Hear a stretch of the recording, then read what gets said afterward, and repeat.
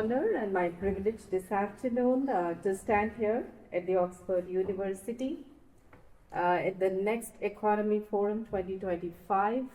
I thank the organizers for giving me this privilege and honor to share my views. Well, we are all here this afternoon, today, to speak about what does future hold for us. Of course, we are speaking in the context of economy, but then future is always something that we look at with a lot of expectation. There was an English novelist by name Aldous Huxley. I'm sure many of you know him. And when I was a young girl, I read several of his books. One of his very famous book is titled Brave New World. Well, this was written and published in the year 1932. And today we live in an age where, there is this loss of individuality. It's a dystopian novel talking about how we are empowered by scientific advancements. Well, that was the time when there was not even much of reading and writing, not much of university knowledge. But today we stand here wherein we are thinking about how to create knowledge, because knowledge is reinventing itself. There are two broad areas that the future holds for us. One is how we recreate growth, and secondly, how we can rebuild trust. These are the two very, challenging questions that we have, because knowledge is plentiful, available over technology, available everywhere. People are so very conscious about what is there around us. And there are three core sectors which drive the forces in our world today. One is the business sector, secondly the political sector, and thirdly, believe me, it's the academic sector. You know why the business sector drives the world? Because that is where the future is, all the money is about. Be it if you are into health industry, perhaps you're growing very well, or you are into an industry which is construction, you are growing very well, but then what drives it is the political field, because they are the ones who frame the laws, the taxes, the rules, and so on.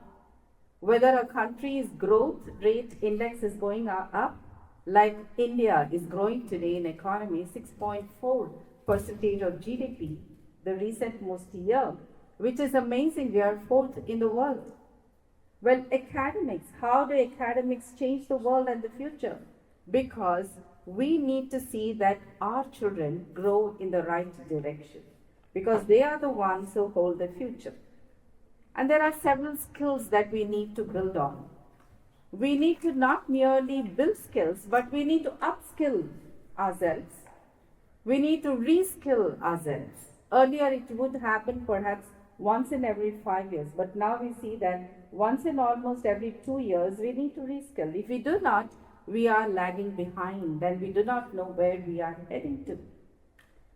The transformation that's happening around in the world is really amazing, and we are sometimes wondering whether we are going to crash. But that's not going to be the future. The future is going to be even more demanding. Maybe today as we stand here and we think about the future, we do not really predict. Like we can see Sir Thomas More, whose portrait is here right behind me. He thought about the future like today, almost 400 years ago.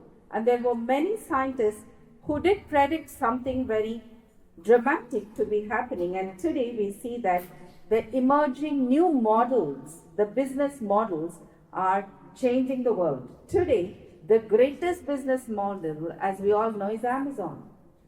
It's changed the world upside down.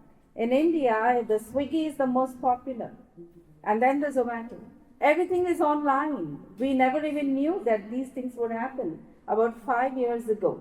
So what's going to happen in the next 5 years? You and I cannot see, but something very different is going to happen. So let's think about future going to be three main things. One is diversity. We all need to diverse ourselves a lot more. Inclusivity, because we need to bring in a lot more. innovation that would happen, and of course, finally, sustainability.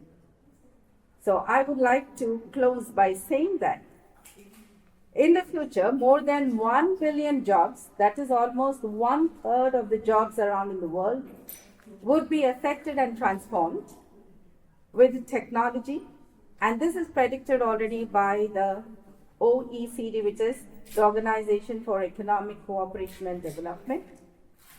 And of course, since I've started with Aldous Huxley, let me quote his line: "Experience is not what happens to a man, it is what a man does with what happens to him." So, all the best to all of us to see that the future would be much more advancing. Thank you and God bless you.